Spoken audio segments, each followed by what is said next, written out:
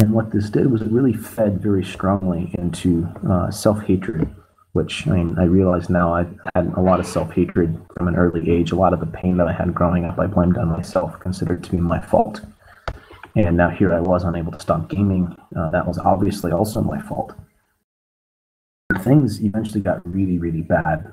Every day I came into school, which is pretty much every day, I would game, even though I didn't want to. And when I would ride home on the bike, just be beating myself up the entire time, telling myself what a worthless piece of junk I was because I couldn't stop playing freaking Flash games. What was wrong with me? Not pleasant, not fun, very miserable. January 2012 hit kind of my first bottom. I had about a full week in which, if I was not actively being forced to think about something, whatever that something might be, then I was thinking about suicide. I wanted to die. I wanted out of life. This was not what I wanted. It was miserable. It was painful. There was nothing good going on, nothing that I wanted to do.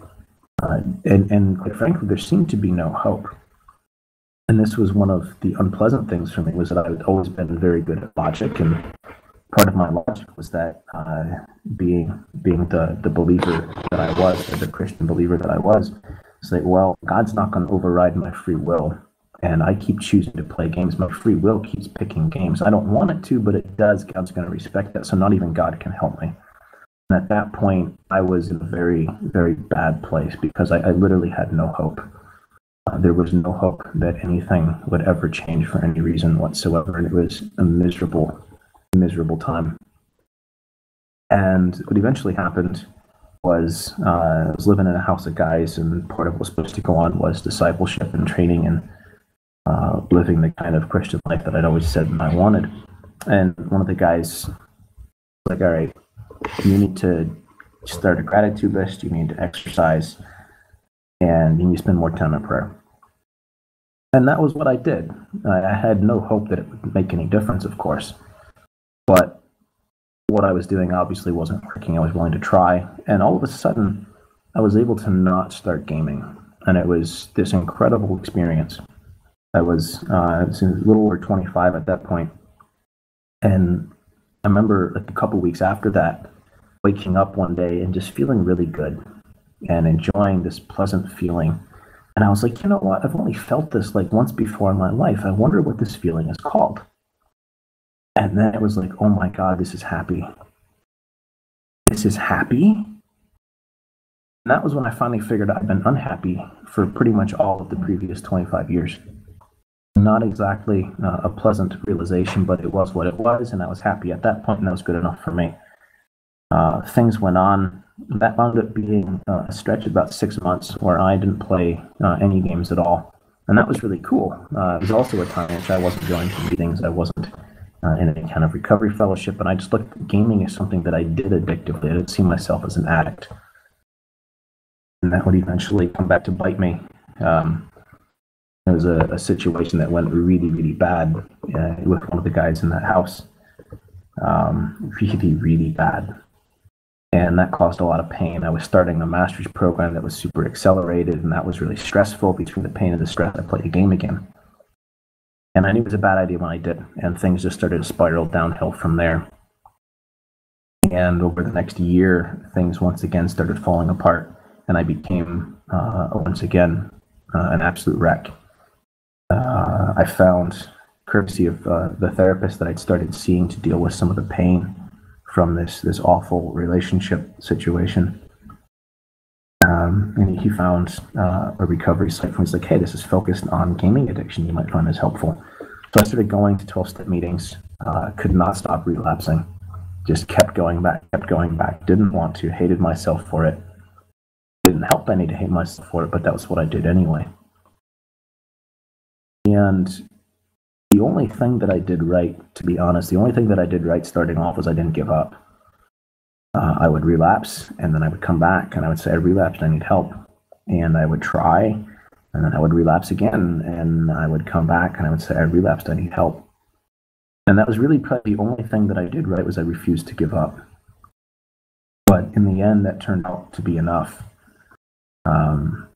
eventually started having some really big breakthroughs, started to see the pain that I'd been in, started to see the self-hatred, how much that was feeding into the addiction, started to learn to be gentle with myself, to not pour extra pain on myself whenever I had a problem. And honestly, things have been pretty amazing. The last time I played a game was December 22nd of 2013. So it actually got a little 10 months at this point, which is fantastic. 4 months longer than the longest I had ever gone since I was about 5 or 6 years old when I first started playing games. And it's really cool to be sober. And there are a couple of things that I have found to be of incredible value to me in my recovery. And one of those things is I have this desperate need to not be in control of my life. Every time that I am in control of my life, without fail, I begin to move toward a very bad place. This happens every single time I take control of anything in my life. And there have been a number of times where I find things going on that I don't like. I'm like, wait a second, this is a danger sign. What's going on? And what I find out is that I've made a very simple, very small choice somewhere in my life in the past week where I took control of something that wasn't mine to take control of, which is to say anything in my life.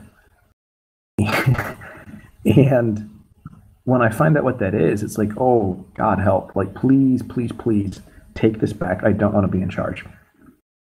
And when I'm living on a day-to-day basis as though I am not in charge, it's incredible. It really is. There's so much more peace. There's so much more freedom. And I find that compulsion go down enormously when I'm not in charge of my life. Just that simple thing of let me not be in charge of my life today has been absolutely enormous. And I would say the other big thing is and this has happened more recently, starting to recognize that when thoughts of going back to the addiction, either addiction in my case, when those kinds of thoughts come up, there's always something going on. Every once in a while, what's going on is just that I'm an addict and thoughts like this are going to come up. But if a thought just keeps coming back and it's not going away, then pretty much without fail, there's something going on, something unpleasant, something painful, something stressful. And I just haven't noticed what it is yet. And so when I find these thoughts coming up and not going away, I stop and I ask myself, what's going on? What am I feeling? And I usually find out what it is, and then I can talk to people about it.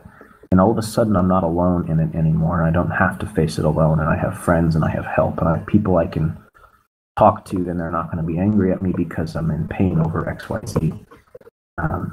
It's just amazing that I don't have to use something to make the pain go away. I can actually let myself feel it, and eventually the pain will fade.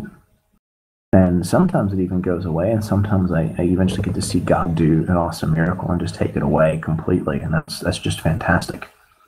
But the more that I work this program, and the more that I practice not being in charge of my life, and the more that I practice being aware of what's actually going on, the more life that I find. And now, things will happen where they're painful, and my first reaction is not to run and hide in a game. And it's amazing. A little over a month ago, I tried to kind of nudge things in a direction with this girl that I'd liked for a long time, and right away she was like, I don't know where you're going with this, but it's not going in that direction. And that hurt. This was a girl that, like I said, I liked her for a long time, and I'd really thought that maybe something was going to happen there. And then she shut me down. And it didn't matter that she was nice about it, it still hurt. And that was the first time in my life where I had something painful happen, like significantly painful happen. And I didn't do a single thing that I regret. Like, it's incredible that I could face something difficult and I wouldn't have to do something that I would regret. And that is one of the many gifts that I've been given through working this program, through attending meetings, working the steps, staying in touch with the fellowship, and just living like I'm an addict, like I can't afford to be in charge of my life. Like step one says, my life is unmanageable. I do not have the capacity to successfully manage my life, and that is why I can't afford to be in control. And right now, doing well. They're not perfect, but that's okay. don't have to be perfect. I'm doing today what I'm supposed to be doing today. That's just an awesome gift. The freedom and the peace that I found in working the steps in the meetings and the program.